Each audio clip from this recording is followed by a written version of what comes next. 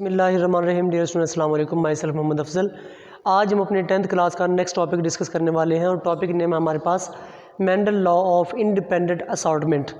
Dear students, आपको याद होगा प्रीवियस लेक्चर के अंदर हमने डिस्कस किया था लॉ ऑफ सेग्रीगेशन के हवाले से, और हमने बात की थी कि लॉ ऑफ सेग्रीगेशन जो है उसमें मेंडल ने एक सिंगल ट्रेड को डिस्कस किया था, वो थी सीड शेप। वो ऐसे क्रॉस जिसमें सिंगल शेप को जिसमें सिंगल ट्रेड को सिंगल करेक्टर को डील किया जाए उसे कहते हैं mono hybrid cross. But Mendel का जो सेकंड लॉ है जिसको जो कि हम आज पढ़ रहे हैं, लॉ ऑफ इंडिपेंडेंट असॉर्टमेंट, इसके अंदर उन्होंने यकमुश्त दो ट्रेड्स को डील किया था। एक सीड शेप थी, दूसरा सीड कलर था। शेप और कलर दो अलग अलग ट्रेड्स हैं, लिहाजा इसको डाई हाइब्रिड क्रॉस भी कहते हैं, इसको डाई हाइब्रिड क्रॉस लॉ भी कहा जाता है। डियर स्टूडेंट्स, मेंडल ने अपना ये लॉ 1865 में ये प्रपोज किया था, और इस लॉ का दूसरा नाम जो था वो डाई हाइब्रिड क्रॉस लॉ भी इसको कहा जाता है। वो क्योंकि इसमें एक साथ दो ट्रेड्स को डील किया गया था। वो दो ट्रेड्स कौन से हैं? एक है सीड शेप और दूसरा है सीड कलर। ठीक है बेटा, आपको याद होगा प्रीवियस लेक्चर में हमने शेप के लिए एक अलील जो जीन यूज़ किया गया था, जीनोटाइप जो यूज़ की थी, वो हमारे पास आर था। आर है, कैपिटल आर था रिंकल के राउंड के लिए, और स्मॉल आर यूज़ किया था हमने रिंकल के लिए। ठीक है, हमने कैपिटल आर जो था वो राउंड के लिए यूज़ किया था, और के स्मॉल आर जो था वो रिंकल सीड के लिए यूज़ किया था। ये हमारे पास सीड शेप के हवाले से था। सेम इसी तरह हमें कलर के लिए भी एक जीनोटाइप डिफाइन करनी होगी। वो हमारे पास है वाई कैपिटल जो है वो ग्रीन के लिए होगा, येलो के लिए होगा। वाई स्मॉल जो है वो हमारे पास ग्रीन के लिए होगा। ठीक है, वाई कैपिटल जो है वो ये येलो सीड के लिए, येलो कलर के लिए डिफ़ाइन करेगा, जबकि वाई स्मॉल जो है ये किसको डिफ़ाइन करेगा? ग्रीन कलर को डिफ़ाइन करेगा। तो अब बात करते हैं कि इस लॉ में मेंडल ने क्या प्रूफ किया था। बेटा, मेंडल ने लॉ ऑफ इंडिपेंडेंट असॉर्टमेंट के अंदर उन्होंने क्रॉस करवाया था, ट्रू ब्रीड क्रॉस करवाया था। किसके दरमियान? राउंड येलो, ये एक ट्रू ब्रीड क्रॉस करवाया था इनके राउंड सीड के दरमियान, और उनका क्रॉस करवाया किसके साथ? येलो सीड के साथ। उससे जो पैदा होने वाले सीड थे वो तमाम के तमाम क्या थे? राउंड येलो पैदा हुए। ठीक है, फिर उन्होंने ट्रू ब्रीड क्रॉस करवाया रिंकल सीड का किसके साथ? रिंकल ग्रीन का आपस में क्रॉस किया, यानी कि रिंकल सीड हो बट उनका कलर क्या हो? ग्रीन हो। झरीदार बीज हो, झरीदार, बट उनका कलर क्या होना चाहिए? ग्रीन होना चाहिए। उसका जो क्रॉस कराया तो उससे जो सीड पैदा हुए वो क्या थे? राउंड रिंकल ग्रीन पैदा हुए।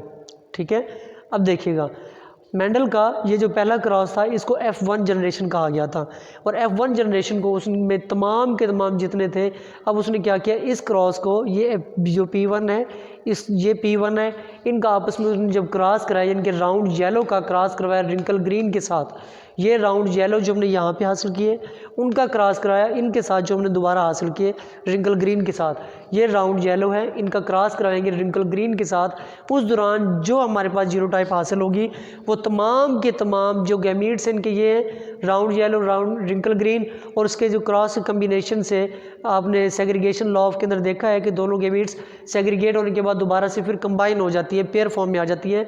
तो ये यहाँ पे क्या हुआ? राउंड येलो, यानी कि तमाम के तमाम F1 की जनरेशन के तमाम सीड क्या पैदा हुए? राउंड येलो पैदा हुए। यहाँ पर आर कैपिटल डिनोट करता है राउंड को कि वो डोमिनेंट है, स्मॉल आर डिनोट करता है कि ये रिंकल करेक्टर जो है वो इसके अंदर क्या हो चुका है? रिसेसिव हो चुका है, छिप चुका है। दूसरी तरफ वाई कैपिटल डिनोट करता है कि जितने भी सीड होंगे वो सब के सब येलो होंगे, और वाई स्मॉल ये शो करता है कि जो जितने भी सीड होंगे वो ग्रीन नहीं होंगे, बल्कि ग्रीन करेक्टर इसमें क्या होगा? रिसेसिव होगा। ठीक है बेटा, तो हमने ये देखा कि P1 के क्रॉस के बाद जो P1 जनरेशन का क्रॉस हुआ उसके बाद जितने भी F1 पैदा हुए वो सब के सब क्या थे? ऑल राउंड येलो पैदा हुए। ठीक है, अब उसके बाद फिर क्या किया? मेंडल ने इनको सेल्फ फर्टिलाइजेशन करने दिया। सेल्फ फर्टिलाइजेशन में क्या हुआ कि सेल्फ फर्टिलाइजेशन से जो रिज़ल्ट पैदा हुआ उसमें 4 तरह की डिफरेंट हमारे पास जीनोटाइप्स ज़ाहिर हो गई, 4 डिफरेंट कम्बिनेशन ज़ाहिर हुए। वो 4 डिफरेंट कम्बिनेशन कौन से थे? पहला था कि उसमें round yellow, number 2 round green, number 3 wrinkle yellow, number 4 wrinkle green. लेकिन एक बात जहन में रखिएगा कि कोई भी इस राउंड येलो या रिंकल ग्रीन के बाहर कोई थर्ड कैटेगरी, थर्ड जीनोटाइप पैदा नहीं हुई। तमाम के तमाम फिनोटाइप्स क्या थी, वही थे जो उनका पेरेंट्स का क्रॉस हुआ, चाहे वो यहाँ पे क्रॉस हुआ या इनके पहले क्रॉस हुआ, सब के सब उसी round yellow, round green, wrinkle yellow, wrinkle green के अंदर रहे। लेकिन उनकी तादाद क्या थी, आपके पास MCQ नंबर है क्या कि कितने मेंडल के डाई हाइब्रिड क्रॉस के अंदर कितने किस्म के जानदार जो कितने किस्म के सीड जो थे वो राउंड येलो थे 315, कितने किस्म के राउंड ग्रीन थे 108, कितने किस्म के रिंकल येलो थे 101 एंड कितने रिंकल ग्रीन थे 32। ये हमारे पास उसका क्रॉस पैदा हुआ। लेकिन इनकी जब रेशो निकालते हैं, क्योंकि हमने देखा था कि मेंडल ने जो भी अपना लॉ पेश किया था वो फुली एविडेंस के साथ था, और इसमें जो मेंडल ने डाई हाइब्रिड क्रॉस के अंदर जो रेशो निकाली थी वो उनकी निकली थी 9:3:1। क्या बेटा, 9:3:1। ये रेशो जो है वो इस हमारे पास क्रॉस की, डाई हाइब्रिड क्रॉस की पैदा हुई। ठीक है, अब ये रेशो कैसे निकली, वो हमारे पास F1 का हमने कहा था क्रॉस करवाया F1 के साथ, वो यहाँ पे जाहिर किया है हमने कि F1 का जब क्रॉस कराया F1 के साथ तो उनके जो गैमीट्स बने वो कुछ ऐसे थे। ये हमारे पास F1 जनरेशन है, उसके बाद सेम इसी तरह की दूसरी F1 जनरेशन है। ठीक है, ये देखिएगा, ये हमने यहाँ पे F1 जनरेशन ये पैदा कराई जिसमें R capital R small, Y capital Y small, R capital R small, Y capital Y small, ये F1 जनरेशन है। उसके बाद इसी का क्रॉस कराया F1 के साथ, दूसरी भी इसी तरह का होगा R capital R small, Y capital Y small, यानी कि ये सब के सब क्या राउंड येलो का क्रॉस करवाया राउंड येलो के साथ। अब देख सकते हैं कि दोनों सीड येलो है, दोनों सीड राउंड है, लेकिन उस पी प्लांट का जब क्रॉस कराया तो उससे 4 डिफरेंट किस्म के जीनोटाइप्स पैदा होगी, 4 डिफरेंट कलर, 4 डिफरेंट कॉम्बिनेशन पैदा हुए। क्या, round yellow, round green, wrinkle yellow and wrinkle green, जो हम बात पहले कर चुके हैं। Round yellow, round green, wrinkle yellow, wrinkle green की तादाद क्या थी वो आपके सामने यहाँ पे बोर्ड पे है, इस तादाद से ये जाहिर हुए। अब फिर उनमें क्या करा है, उस क्रॉस से जो रेशो बनी वो हमने पहले भी डिस्कस किया, यहाँ पे वो रेशो थी 9:3:3:1। इनको कम्बिनेशन के लिहाज से इस तरह से डिवाइड किया गया था। ये था मेंडल का लॉ ऑफ इंडिपेंडेंट असॉर्टमेंट। लेकिन इसके लिए जो मेंडल ने जो बोर्ड तैयार किया था इतने बड़े क्रॉस के लिए, उसको कहते हैं पुनेट स्क्वायर।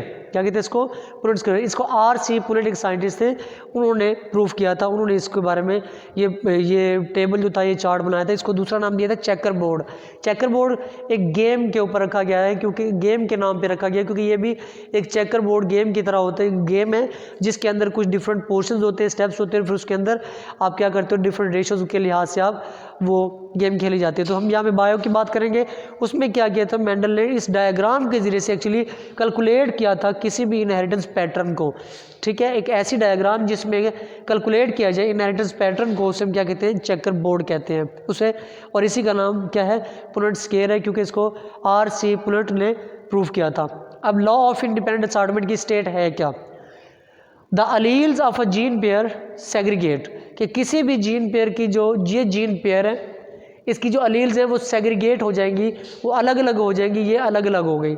ठीक है, इंडिपेंडेंटली फ्रॉम ईच अदर, अपने आप से वो खुद ब खुद अपनी मर्जी से इंडिपेंडेंट होती है। बट जब वो दोबारा किसी क्रॉस में जाती हैं तो फिर वो क्या करती हैं, दोबारा से जीन पेयर बना देती हैं ड्यूरिंग फर्टिलाइजेशन। यानी कि आधे, आप जानते हैं कि आधे सेल जो है वो कहाँ से आते हैं, फादर से आते हैं, आधे सेल जो है, आधे सेल मेल साइड से, और आधे क्रोमोसोम, आधे जीन्स कहाँ से आते हैं, फीमेल साइड यानी कि मदर साइड से आते हैं।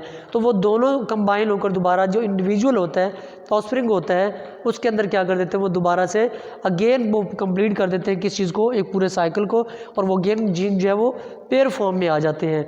इस चीज़ को हम क्या नाम देते हैं, लॉ ऑफ इंडिपेंडेंट असॉर्टमेंट का नाम देते हैं। अब ये था हमारा आज का इस चैप्टर, आपकी चैप्टर 15 का ALP के मुताबिक लास्ट टॉपिक है हमारा। वैसे इसमें नेक्स्ट टॉपिक्स हैं वो आपके सिलेबस का हिस्सा नहीं है। आई होप कि लेक्चर आपको समझ आ गया होगा।